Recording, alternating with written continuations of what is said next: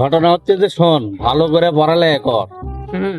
পড়ালেখা যদি ভালো করে করিস তাহলে মনে কর বিমানের পাইলট হতে পারবি। পড়ালেখা ভালো করে না করিস আজ তোকে ভ্যানের পাইলট অটো কিনে দেবো, ভ্যানের পাইলট এ ভাই আপনি কি করলেন? আপনি আমাকে অটোলা থেকে অপমান করছেন। আপনি জানেন আমি মাস গেলে কয় টাকা কামাই করি? দিনে 1000 টাকা ভাড়া মারি, 200 খরচ বাদ দিয়ে 800 টাকা থাকে। মাস গেলে প্রায় 20-25 হাজার টাকা কামাই। আপনি করছেন অটোওয়ালা হবো মানে কি ক্ষতি অটোওয়ালা হলে? হ্যাঁ আব্বা তাহলে আমার अबे साले আমি তো অটো চালাবো আব্বা। আপনি কি করছেন কোন?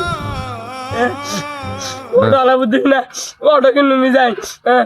অটো আমি কেমনে চালাবো? कहाँ से आते हैं?